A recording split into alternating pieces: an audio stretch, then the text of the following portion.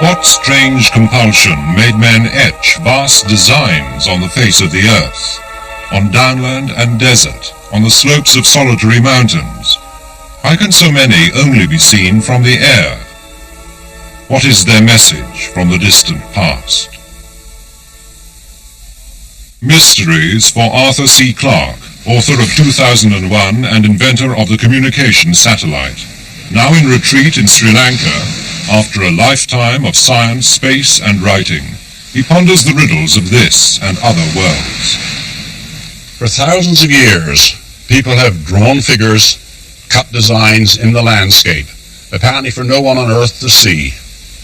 One of the strangest wonders of this great rock of Sigiriya, here in Sri Lanka, is this gallery of frescoes on a sheer cliff, hundreds of feet up in the sky. Yet, until a modern staircase was constructed, no one could possibly have seen them properly. So why was this done? And who are these charming ladies? Similar questions can be asked of figures in many other parts of the world.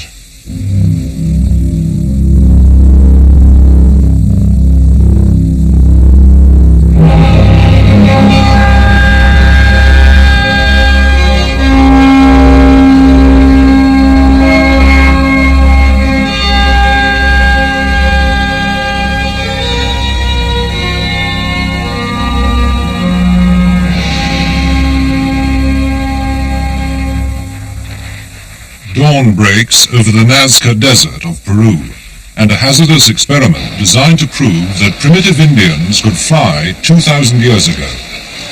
American explorer Jim Woodman leads the team.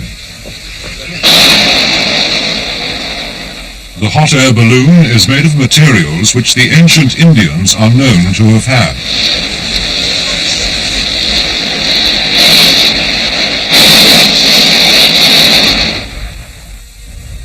Woodman's gondola of reeds is based on the traditional boats of Lake Titicaca.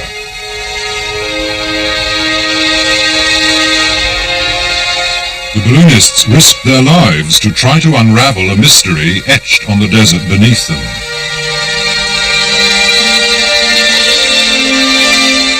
A fantastic picture book of shapes and lines. Lines so strange and enigmatic that some have imagined they served as an airport built for ancient astronauts.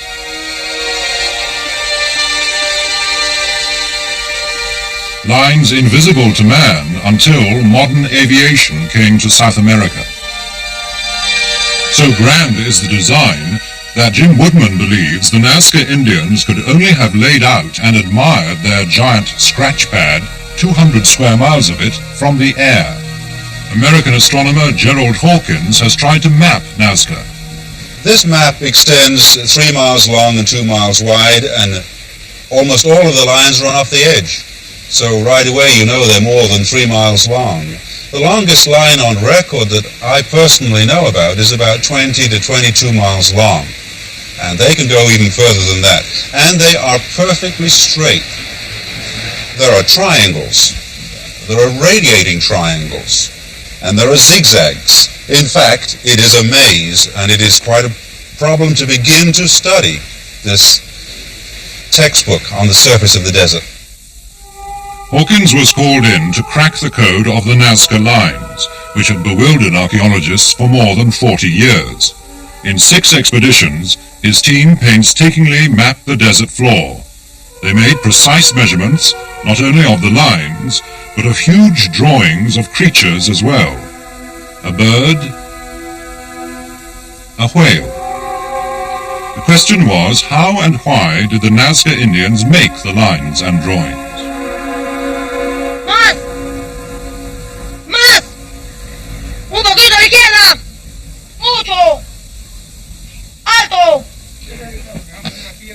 The lines turn out to be the lesser problem. In this experiment, Peruvian schoolboys using ranging poles took only minutes to lay out a perfectly straight line. They removed the surface stones to reveal the yellow sand beneath.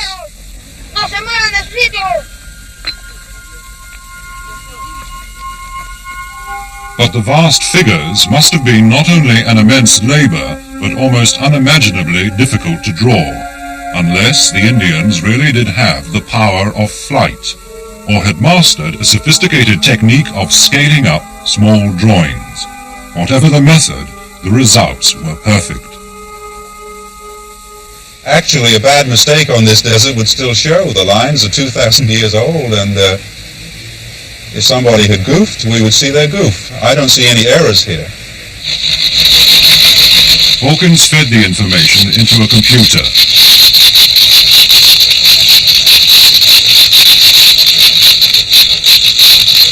The most likely theory had been that the lines were an astronomical calendar, pointing to the rising and setting places of the sun, moon, and stars. Our immediate conclusion was that the lines as a whole are not an astronomical textbook for calendric purposes. Strangely enough, the lines that seem to work astronomically have a little picture on the end. Here we have a spider, and that line does indeed point to Orion. Here we have a condor bird, and this line does indeed point to the rising of the sun at midsummer and midwinter. But the overriding result that we found was that there were no 2 or 3 centuries in the history of this spot on the world where every line would fit the sun, moon, or star. But one clue did emerge later to help explain the Nazca riddle. It came from the nearby Altiplano Indians, who still remembered stories about making desert lines. The results that were obtained by questioning the Altiplano Indians show that the lines that they built were pointing to what they would call gods. These gods took many, many forms. One form the god could take would be a mountain peak. The higher the mountain peak, the greater the god. We also know there was a tendency to point to anything that was regarded as holy. Perhaps a place where a Yammer gave birth, perhaps a place where a rainbow was seen to end. But whatever these lines point to, it is going to be a mixture. There is no one particular object. The only thing that connects the lines together is that they probably point to God objects, and they probably are pathways connected with these gods. And so the only common denominator is that they are pathways to the gods. But the urge to leave an imprint upon the landscape is also a curiosity of the English countryside. The first of these badges was cut by soldiers of the Great War in idle hours before rifle practice.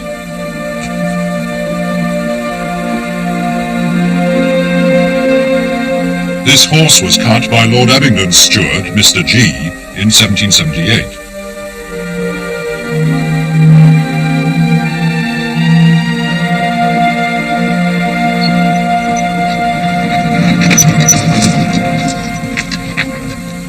But all the 50 or more chalk figures of England have to be cared for, from generation to generation. One of the oldest is the Cerne giant, the rude man of Cerne.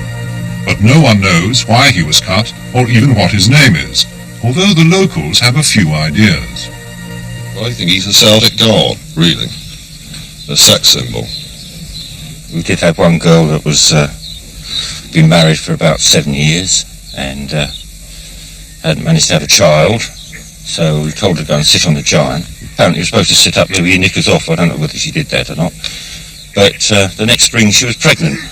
I look at him every day. I think he is a sex symbol because he does wonders for me. Others say the giant depicts a dissolute 16th century abbot from a nearby monastery.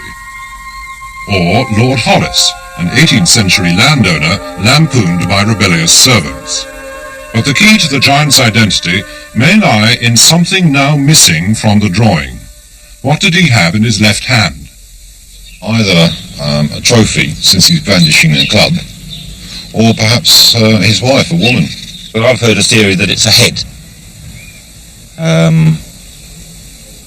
You know, that he killed somebody and he's holding a head in his hand. They say that there used to be a dog.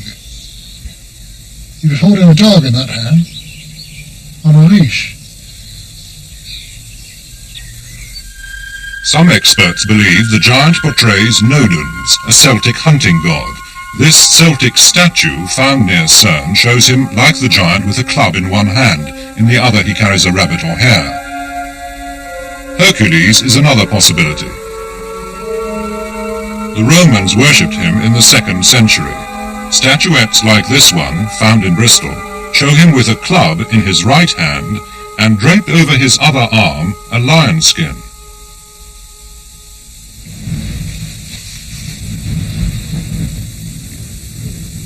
We used a new technique, a resistivity survey, to establish whether the ground around the giant had ever been disturbed.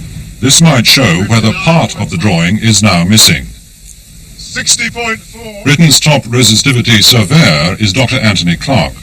We've taken over 5,000 readings on a regular grid at half-metre spacing, and what we're going to do when we go away from here is to turn those readings into some sort of visual map which will show the outline of anything which is buried under the grass. And we shall probably use a computer to produce that map.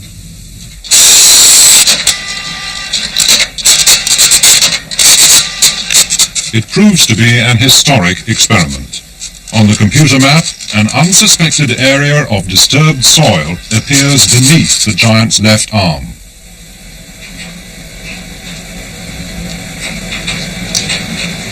This refined dot density of yours ties in very well with this overlay of the plan of the giant, and it's remarkably well.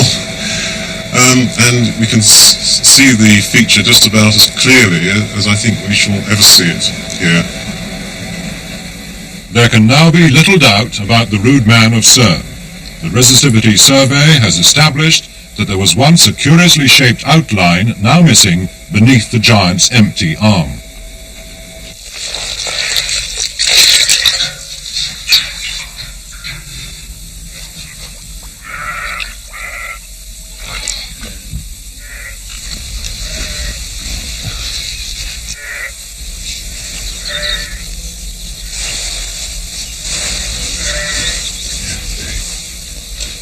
On the giant himself, the man in charge, archaeologist David Thackeray, uses the survey results to restore the complete outline for a few hours with a pail of whitewash.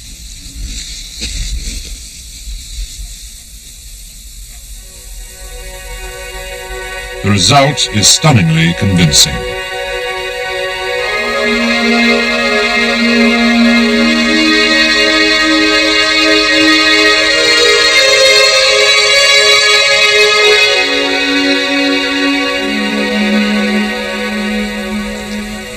Suddenly lost for words, yes. The Cerne giant with his new trappings is the image of Hercules with his lion skin. His resemblance to the Roman statuette is unmistakable to David Thackeray. He has so many of the features which Hercules has on portrayals of the period, of the Roman period. He has the club, the great virility, the superhuman size, and now the lion skin just adds great weight to the argument that he is Hercules. He may well have been the symbol of a religious cult, which he has long outlasted. But the origin of much more recent figures is just as obscure. Is this, as some say, King George III riding the Osmington charger? And although the Littlington horse in Sussex was cut as recently as 1925, the artist's name is lost. The strangest of Britain's white horses dominates the Berkshire Downs at Uffington. It's also by far the oldest. In the 12th century it was mentioned in a book of wonders.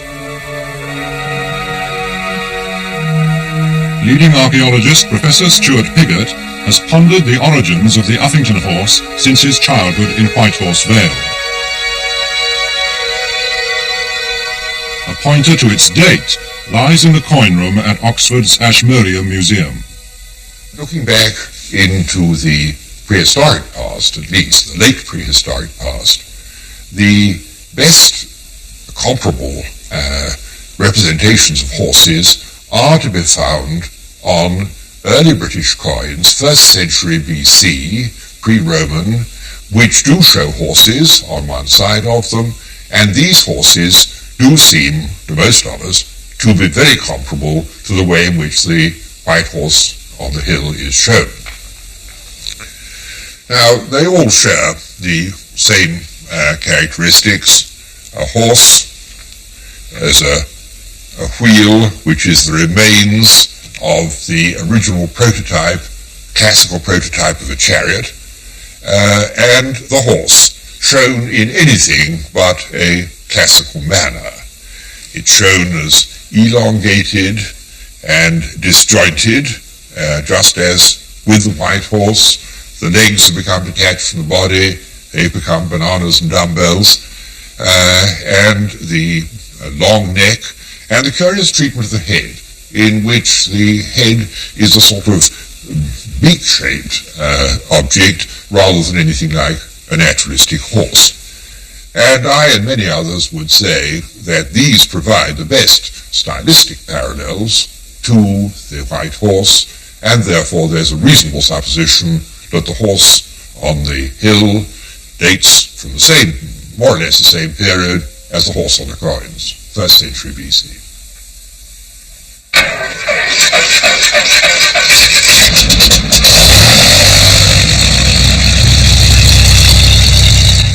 But Britain once also had a red horse, cut by the Saxons. And the men in this plain think they've rediscovered it.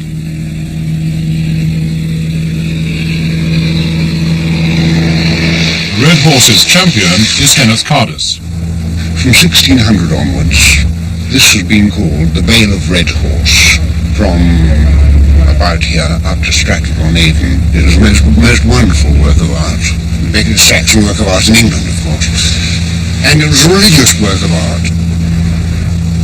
This is a holy place. This is where they worshipped the Saxon god Tiw, the god of victory, the god who gave them victory in war, and naturally gave them land, and then looked after their crops. Beneath this landscape, the red horse now lies hidden. But Cardus believes it re-emerged in this photograph in which he discerned an outline.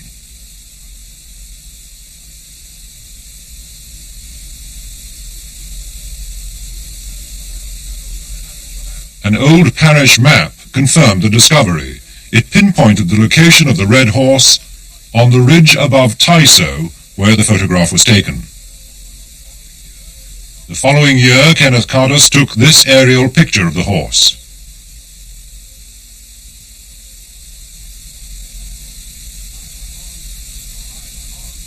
When enhanced, a stylized creature emerges.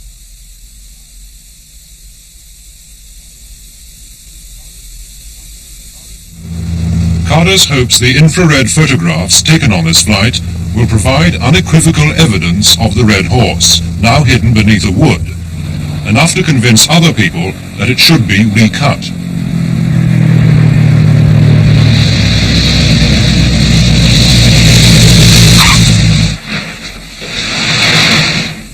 With fellow searchers Dr. Sidney Agnew and Graham Miller, it's time to view the results. That's good.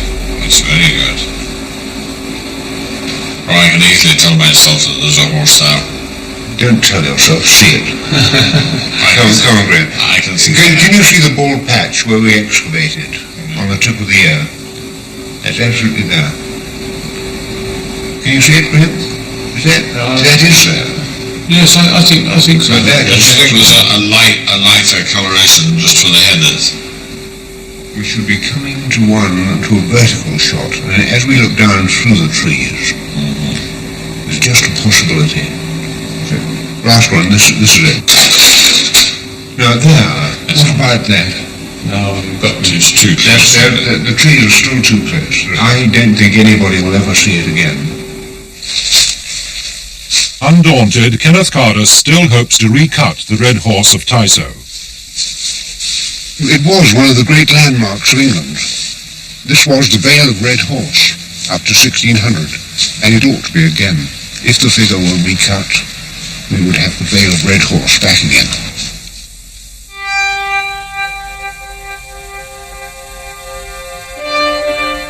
but other lost landscape figures are being rediscovered for us to wonder at. Back in the deserts of South America, Jim Woodman, the intrepid Nazca balloonist, heard of a whole gallery of them.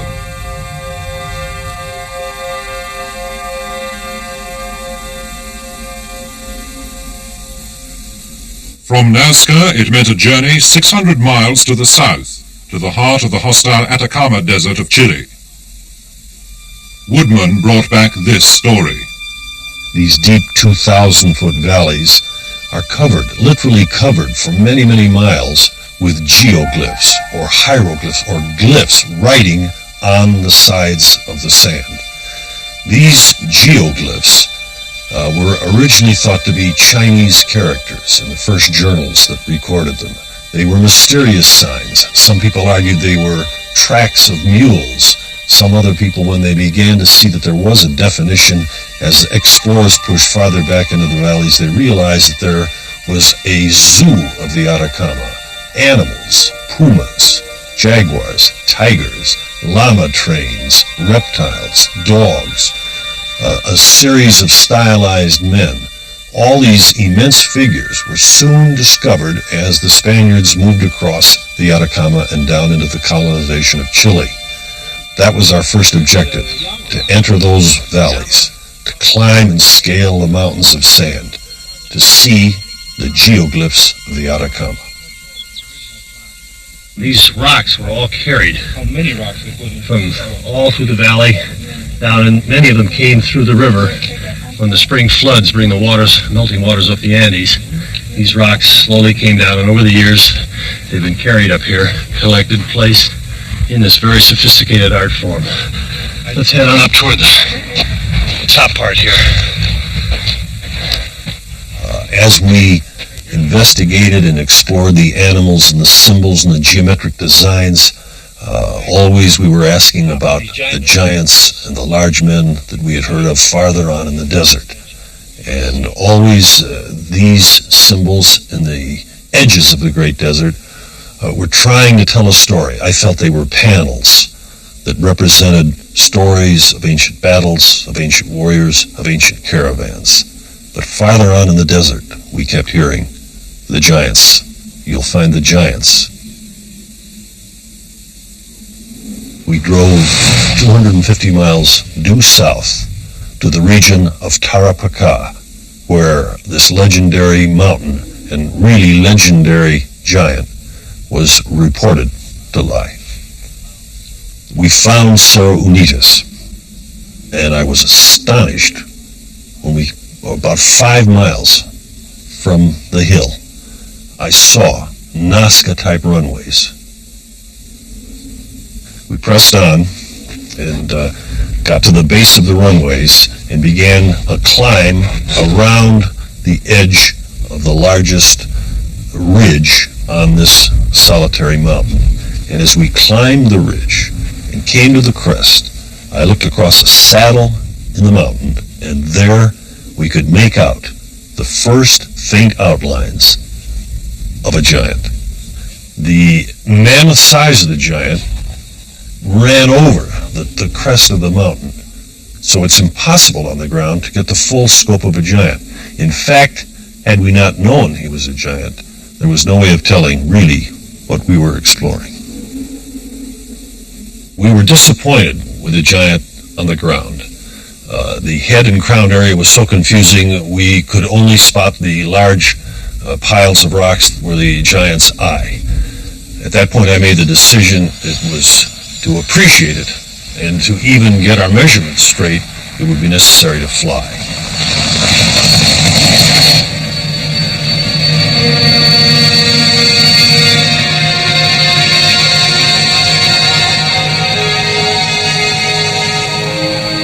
Through the plexiglass ahead, I could see Cerro Unitas, the lone mountain. And as we flew closer, I had the helicopter slow, and the view of the giant that began to come into view was incredible. Here, the disorganized form that we had seen close up as we explored the mountain the day before suddenly became finely engraved on the mountain ahead. And as we flew closer, I began to realize the tremendous size of the giant. for the feet and the crown and the rays and the arm with the arrow all became sharply in focus.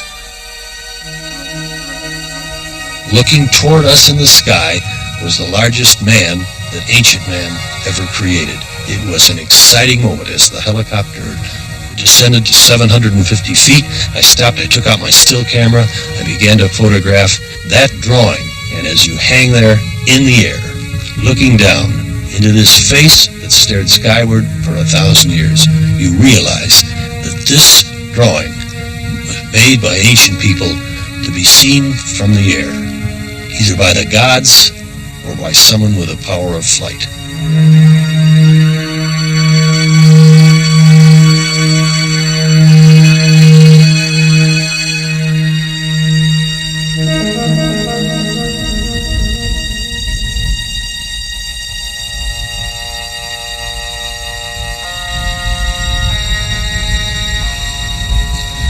There are many questions about these wonderful drawings which, frankly, I can't begin to answer. Who made them? What are they? Above all, who was meant to see them? Perhaps we need look no further than man's desire for immortality, his urge to leave some abiding mark on the face of his planet.